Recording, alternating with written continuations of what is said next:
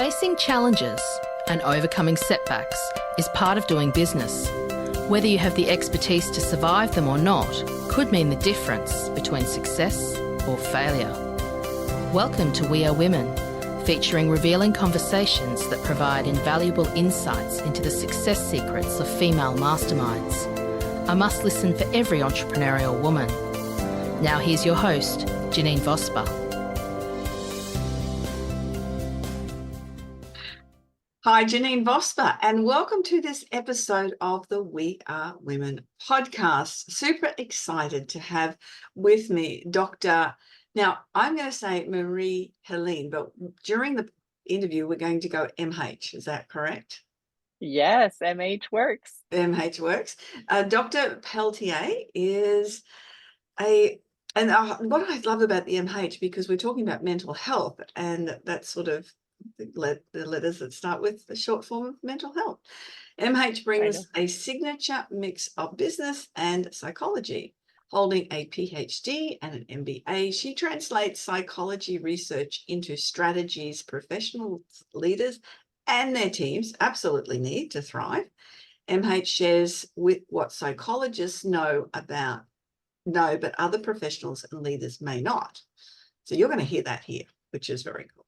Specifically, the intersection of high performance and strong workplace mental health. She has over 20 years of experience as a leadership psychologist, executive coach, and senior leader in corporate, insurance, and government sectors. And she has an award-winning book, The Resilience Plan. And that's what we're going to be talking about is a lot today, is about resilience. It's such a common term, isn't it, when figuring out what it actually means. So her book is The Resilience Plan, a strategic approach to optimizing your work performance and mental health. And it was named a top 5 book to read by Magazine and Forbes. So welcome, MH. Thank you, Janine. So glad to be here. And you're coming from the other side of the world. A little bit of the French accent, but that's not necessarily where you are now. Do you use much French in Vancouver? I do, actually. There is, because some of the work I do, of course, I work both in French and in English. So there isn't a massively large population of French speaking here, but those who do, they seek me out. And being in Canada, also doing a fair bit of keynotes are in both languages, that kind of thing. So I do use my French quite a bit. Excellent. Tell me more about you. So we've heard about your business acumen, but tell me about you. Who are you? Well, a lot of it comes from this mix, from a professional perspective, this mix of psychology and business, but it comes from sometimes, because mixing even these two things, they lead to a nice, I find, a great combination, and it sounds good now. However, earlier, doing all the psychology training and then getting to business school and doing the business school training was seen by many as, well, number one, why would you do that? And where are you finding the energy or the interest in doing this? And it comes from being a bit adventurous.